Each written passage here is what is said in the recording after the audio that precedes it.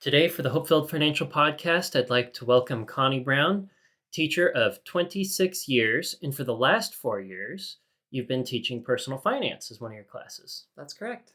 So, how do you enjoy teaching personal finance? It's been very rewarding, even though I was a little bit nervous to go into teaching personal finance because I don't feel like an expert, hmm but it's been very good. And what have you taught for the bulk of your 26, 27 years as a teacher then? Family and consumer sciences, so everything, parenting, clothing, nutrition and wellness, culinary arts, you name it, I'm teaching it. That's awesome.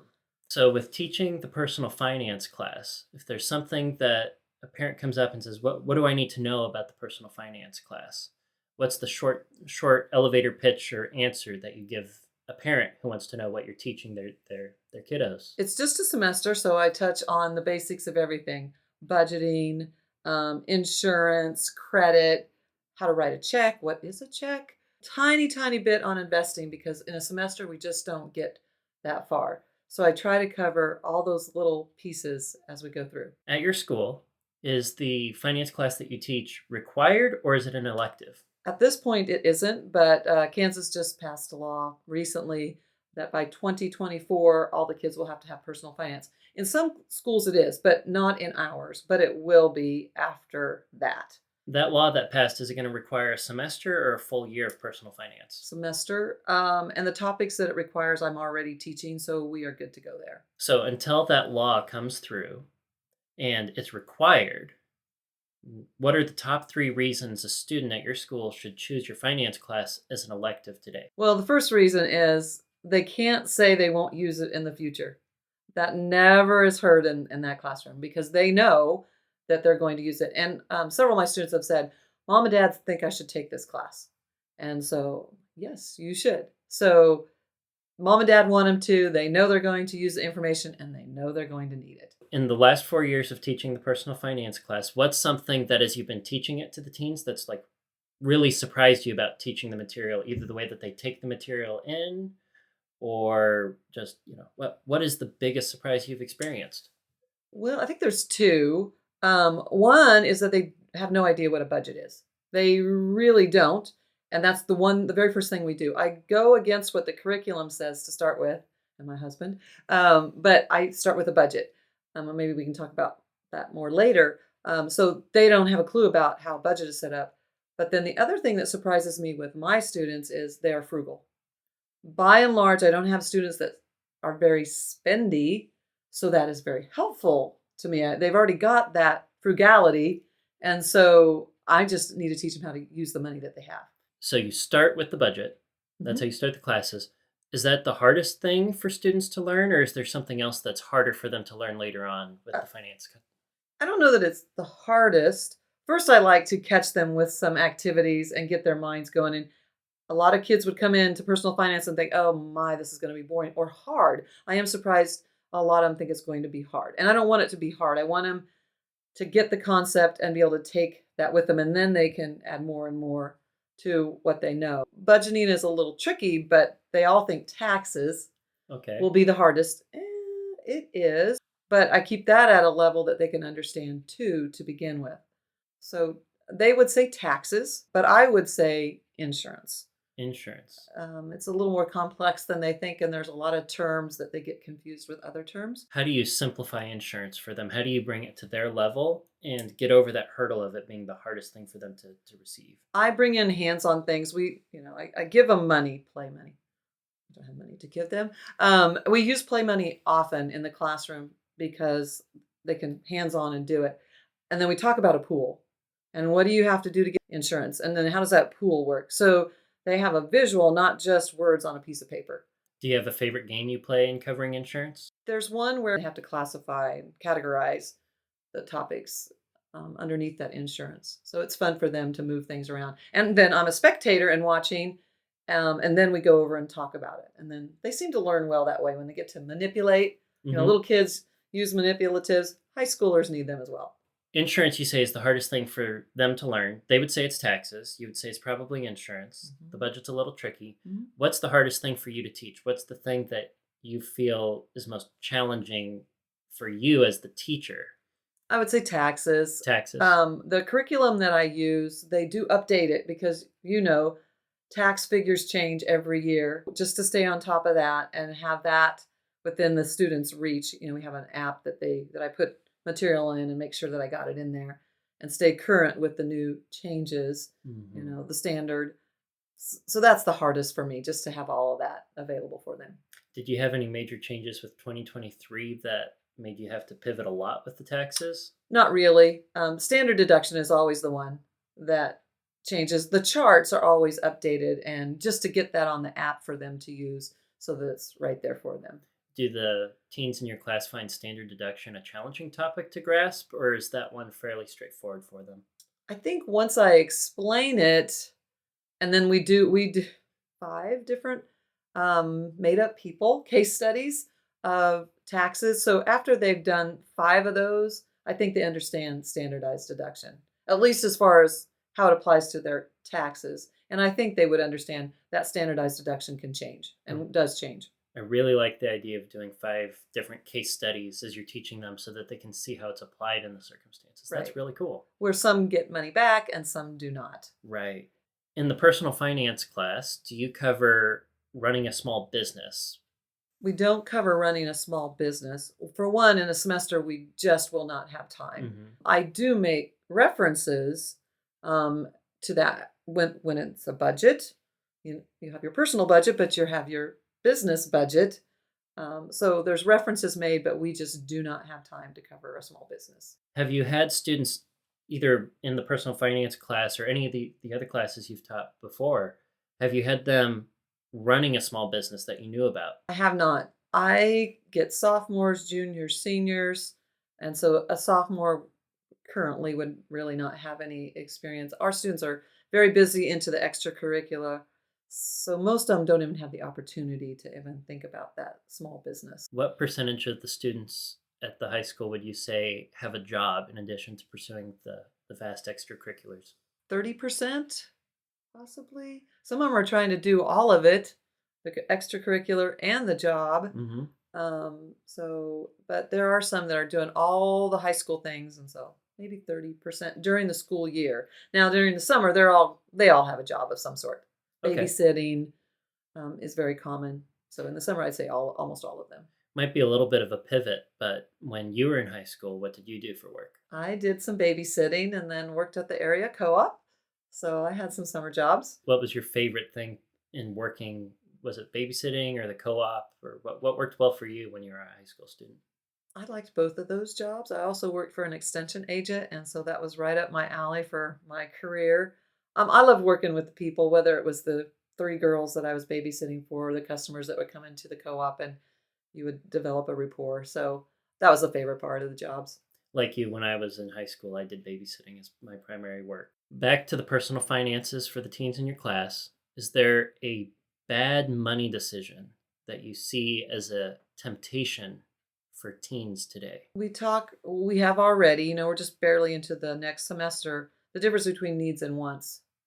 And they can tell me the difference between a need and a want. A car might be a need. We live in a rural area, but you don't need the top of the line car necessarily at this stage. So maybe that temptation between, am I going to get that want, or am I going to get just what I need for now? My students want to save, so teaching them about savings, that's not so hard. Have they been saving? Not necessarily, but I think after we go through that process, they realize, okay, this is what I need to do. When they're going through the needs and the wants, are there any like really gray areas that make them go, ooh, that's a tough one? We talk about it. The cell phone, The cell phone. is that a need or a want? Sometimes my opinion's different than theirs. Most of our parents want their kids to have that phone. Rural area, again, they want to know where their kids are. So I think their parents would say that that phone is a need. Would they say the smartphone is a need or just a phone? Because, going from a flip phone I don't think they know the difference. Okay. They're smartphones. I mean, that's really all there is in their world. My Wow. students is Okay. a smartphone. If you were to give advice to the average teen out there, Mhm. given what you've seen from your position as a teacher, what is the best financial advice that you could give to the young people out there right now? They need to start saving now. I teach about percentage savings. We've already talked about it. And I know you know exactly what I'm talking about, but I'll show them a chart. If you start saving today and you save for 20 years, but I start now at my age, I can never catch up with you. And so they have time on their side. It's not even a great amount of money that they have to save.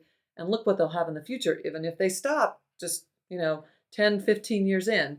So that start saving now, even if it doesn't feel like a lot, keep it in there. We've already talked a little bit about have an automatic transfer from their check if they're getting a paycheck from their checking to their savings, and then it's done. And they don't have to make that decision every month. It's done. So they understand that. So hopefully they do it. I wish I could talk to the parents a little bit more about that. Could we get this going? They'd be set if they could start that saving now. Wow. And automating the savings so that it's not something that involves friction. They can just start engaging with it by setting it up and forgetting Right. about it and knowing that money is going to be Right. saved. We put that in their budget at the beginning. They already have their personal budgets that are true to them right now, and we built in a savings. And so they know how to do it. It's up to them to do it, but they know how to do it. Right. You can lead them to water, but you can't make them drink. Right. With the savings, do you think that it's important for them to understand just savings and the savings rate, or the time value of money with compound interest, and as they're saving, having some sort of long-term investment at this stage before they are ready for higher education? We talk about both of those situations. Unfortunately, the year runs out, so I don't get too complex in investing, which is probably okay. That's a little more complex for that age of students. So we do talk about both, and so they'll see the difference. We do the math. They see the difference, so it can help them, I think, down the road, even if they can't do it now. Is there something that you wish from the class your students would understand better, that you teach it to them, they get it, but you wish they could just understand a little bit more?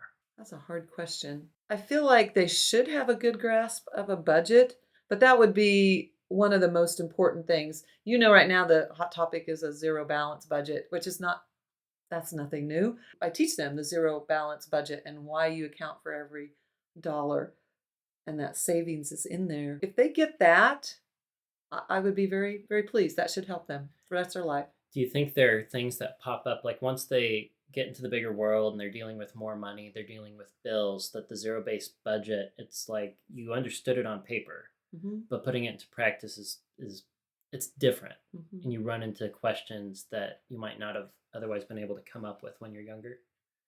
Is there something that a reference or a resource that you would direct them to if they had questions down the road for budgeting? I guess as a reference, somebody that they trust in finance, whether it is a parent or um, somebody that they trust with those questions, is what I would say. For all the parents out there, what advice do you have for them in teaching their children about personal finance? Either something that you don't have time to cover in the semester, or something that you think they should also teach. I have a couple of things actually. Raised a couple kids of my own. I think it starts young. You take them to the grocery store, and they know when they go to the grocery store, we're getting needs, and they don't get something every time you go to the grocery store. And they see you do some comparison shopping. They hear you use those words. They will remember that. So I think that's very helpful. The other thing that I would highly recommend if any parent could, and I know all parents can't, but it worked very well for us when the girls got into high school and they were asking us for money for this and money for that. We said, put together a budget. And we waited a week and we had nothing. Of course, they didn't understand exactly what that was. And so then we sat down with them and, hey, what do you ask mom and dad for all the time? So we put those things together and showed them a budget and then totaled that up, their expenses. And then we were paying for it anyway. We set up a checking account for them, and that amount of money, say $150 a month, came from our checking account into theirs. And they had to stay within that. They had their own checking account with our name on it, of course, too. And they couldn't come ask us for those things. And they had to balance their budget. And so it was real money, their money, our money, but they got to practice with that buffer. Of course, we put a buffer in there. We didn't want to pay an overdraft fee, and they knew about that. And it was excellent. A great way to be able for them to use real money, real checks, a real debit card, everything, and then not always coming to mom and dad for money. Then There you when go. prom came, they had to readjust their budget so they could get that dress. But if every parent could do that, it would be awesome. But I realize every parent can't. It's different. Every parent has like different ways of going about teaching their children about budgets. Is it a good idea or a bad idea to, when mom and dad are having that budget meeting, if they're running a budget, they're leading by example, to have the children be exposed to the budget meeting? Naturally, mom and dad get the vote, parents get the vote. The children don't get a vote in the household budget. But is it important for them to see that conversation about money, showing that having that budget is something that is in practice there? Of course, I mean, that exposure, they'll be more aware of what a budget really is, and when it's really theirs to manage, it should be easier. That exposure is great. I think that's awesome. Yes. Wonderful. Well, I think that's all the time we have. Thank you for joining us on the HopeFilled Financial Podcast You're today. welcome. We really appreciate your insights and the answers to your questions. And for all the listeners out there, I hope that you learned something today and found our conversation to be fruitful for you.